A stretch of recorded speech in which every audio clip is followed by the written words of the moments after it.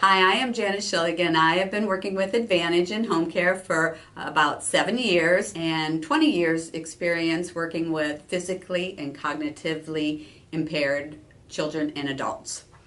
Here are 8 helpful tips communicating with individuals with dementia.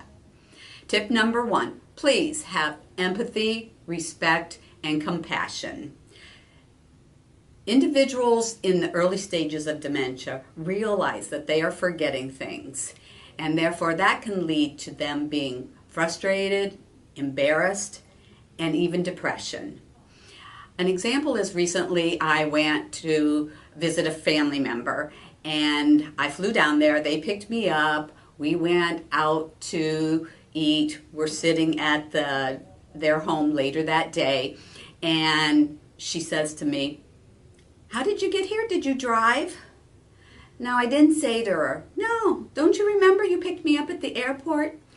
So in order to save embarrassment, I just said to her, "I did drive to the airport. I flew here, and then you picked me up and we went out and had a wonderful supper."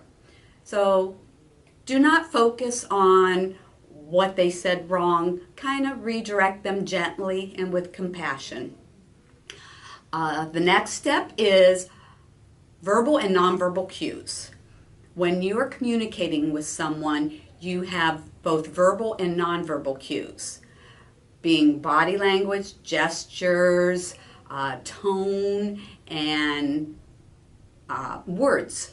Of all of those, your nonverbal cues speak louder than your actual words. So when you are talking with someone, use a low tone, a relaxed body language, and show them that you genuinely and honestly care about them. Be sincere. Step number 3, limit the external noise and distractions. If they're trying to listen and you're trying to communicate with them, and there's a lot of noise in the background, TV, radio, somebody else talking to you, they have a hard time focusing on actually what you are saying to them. So turn the TV off, turn the radio off, and focus directly on them and let them focus directly on you.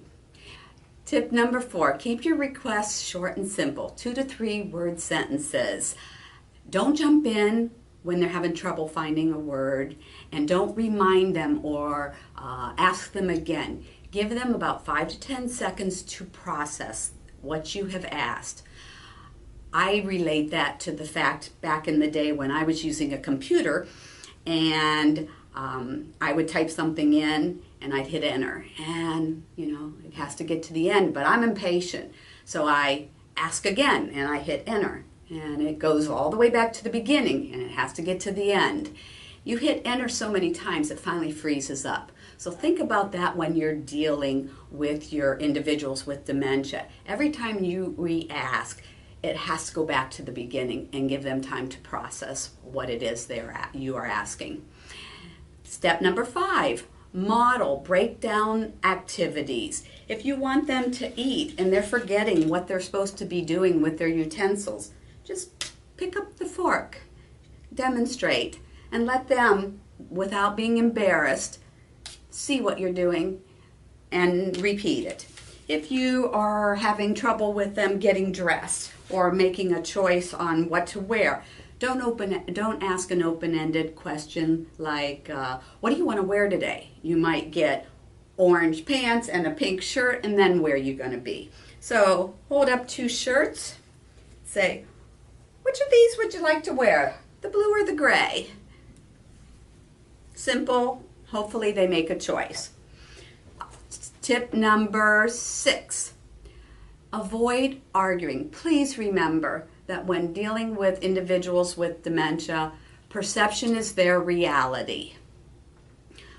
What they know, what they believe might not be what is accurate, but it is accurate for them. So if they ask for the 15th time, where's their spouse?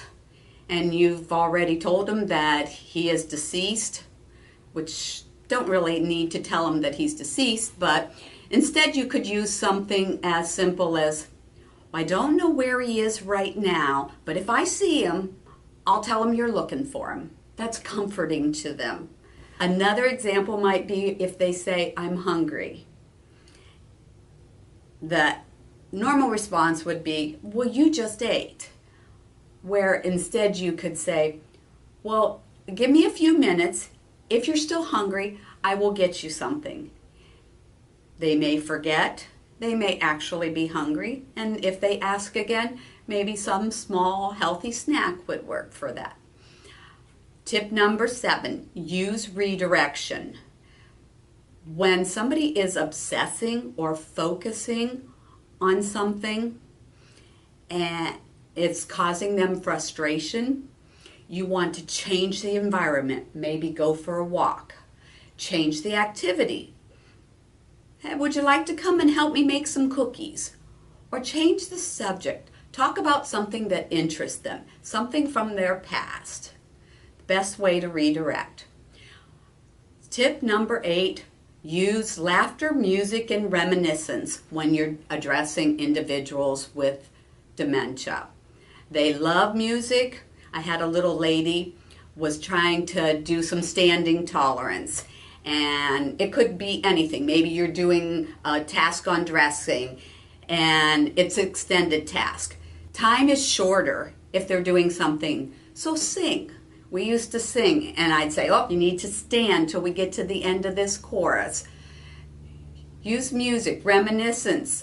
I had a gentleman, he loved woodworking. So for his therapeutic activity, we built a birdhouse. It brought some of that woodworking back in and still accomplished what I needed to accomplish with him. My last point is, I had this one lady, and she was a hardworking woman. She worked from sunup to sundown, and she was on the go. She had a large family. She took care of her home. She worked, go, go, go, go, go, like so many of us.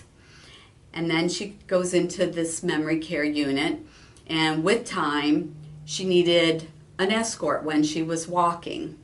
And so the aides, they would become frustrated because they would sit her down, and no sooner had they turned their back and she was up and walking again, and they sat her down and she'd walk again, and there was a lot of frustration. So I said to the aides, walk her whenever you get the opportunity. And so I would walk her if I was walking to the bathroom, or any opportunity I got, I would walk with her. And I'd tuck her arm under mine and we'd go walking. And one day she turned to me and she said, one of these days you're going to be just like me. And I looked at this woman and I thought, here's this strong woman ready to go all the time, and she's struggling to be somebody other than what she is, and struggling to live a life other than what she knew, being asked to stop and sit down. And I kind of gave her a gentle squeeze, and I said to her, you're right, Miss Loretta. One of these days, I will be just like you. Thank you for your attention, and thank you for addressing these special individuals.